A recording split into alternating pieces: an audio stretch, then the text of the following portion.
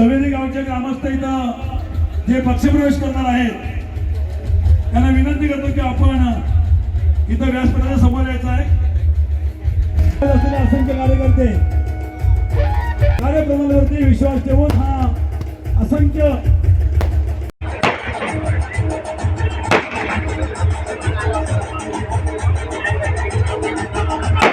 असणाऱ्या मांजराला सहजासहजी मारतो. स्पर्धा सुरू झाली. एक गलेलठ्ठ मांजर इकडून आलं, दुसरीकडून त्या हडकुळ्या मांजराला आणलं गेलं. इकडच्या त्या हडकुळ्या मांजराने फक्त पंजावर मगाशी 2009चा आपण उल्लेख केला तटकरी साहेब. 2009ला मी पडलो असं आपण म्हटला. ज्योतिताई थोडी मागे म्हणजे मग तटकरी साहेब दिसतील. मी म्हटला 2009ला मी पडलो नाही. मला उद्धव ठाकरेंनी पाडलं. मी पडलो नाही. मी अतिशय जबाबदार शक्य देतोय. 2009 सालामध्ये अनंत गीतेंच्या खांद्यावरती बंदूक ठेवून मी राज्याचा मुख्यमंत्री होता कामा नये. विधानसभेचा विरोधी पक्षनेता पुढचा मुख्यमंत्री असतो. त्यावेळेला देखील उद्धव ठाकरेंना मुख्यमंत्री व्हायचं होतं आणि म्हणून अनंत गीतेला मला पाडण्याची सुपारी दिली गेली आणि मला पाडल्यानंतर त्याला मंत्रिपद दिलं बक्षीस म्हणून. संबंध महाराष्ट्रामध्ये युती असताना शिवसेना भाजपाची विनय नातूंना उभं केलं. संबंध महाराष्ट्रामध्ये युती असताना फक्त महाराष्ट्राच्या विधानसभेचा विरोधी पक्षनेत्याच्या मतदारसंघामध्ये भाजपा गद्दारी करत आहे आणि विनय नातून उभा करत आहे. हे चित्र कसं होऊ शकतं? आणि म्हणून मला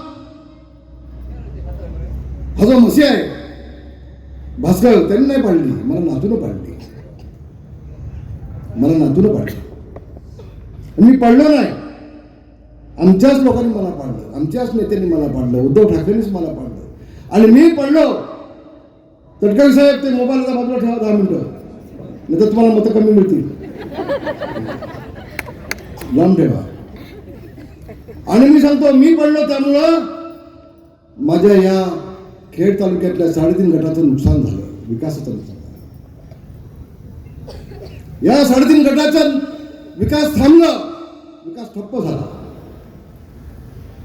त्याचं अतिशय दुःख मनामध्ये. रामदास कदम पडला नाही, मी पडलो. मला बाळासाहेबांनी लगेच विधान परिषदेचे आमदार म्हणून घेतला.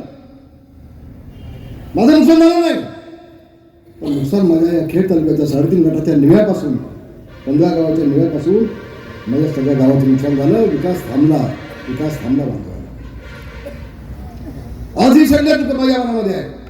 आणि म्हणून तटकरे साहेब मी शपथ घेतली की दापोली मतदारसंघामध्ये माझा मुलगा तिथे आमदार असताना दापोली मतदारसंघामध्ये निधी न देता जवळजवळ 50 कोटीचा निधी हा मी या 3.5 गटामध्ये दिलेला आहे. गुहागर मतदारसंघामध्ये दिलेला आहे. आशिष शेलारने आज सभागृहामध्ये चांगलं सांगितलं याला की इथं काय गोमूचा नाच नाही म्हणून सांगितलं. सभागृहामध्ये विधानसभा आहे, असं नाचे आहे. तो नाचकाम चांगलं येतं. तटकरेंना शिव्या घालणार, रामदास कदमला शिव्या घालणार, नारायण शिव्या घालणार, उदय साहेबांना शिव्या घालणार. सगळे नालाय काय एकटाला आहे. नाचला गोमू आणि म्हणून हा माणूस बेमान नाही, गद्दार नाही.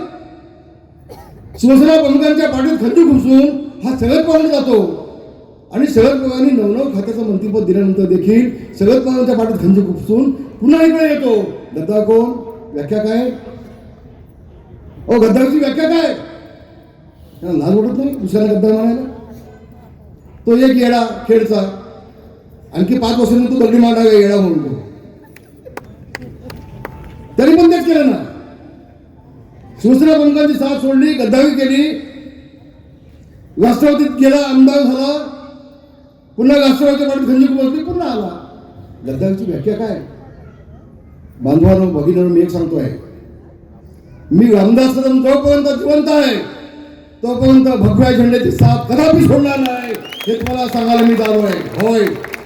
होय तटकरे साहेब, योगेश कदम हा प्रतिस्पर्धाला गाडून 50,000 मतांनी निवडून येईल, मला त्याची काळजी नाही. पण आज एक गोष्ट अगदी स्पष्टपणे सांगतोय, कुठल्याही परिस्थितीमध्ये गुहागर मतदारसंघावरती छत्रपती शिवाजी महाराजांचा भगवा झेंडा फडकवल्याशिवाय रामदास कदम स्वस्थ बसणार नाही, हे देखील आपल्याला सांगतोय. होय, मी जाणार आहे, प्रत्येक गावात जाणार आहे. निव्यापासून मी काही 15-20 गाव घेतले, अनेक गाव माझी बाकी आहे. मी प्रत्येक गावात जाणार. मी दिवसाला 8-10 गाव घेणार आहे, जाणार प्रत्येक गावात. आणि कुठल्याही गावचा विकास मी कमी पडू देणार नाही. टाइम्स डिजिटलला लाईक करा, सबस्क्राईब करा, शेअर करा आणि बेल आयकॉन दाबायला विसरू नका. पाहत रहा टाइम्स डिजिटल.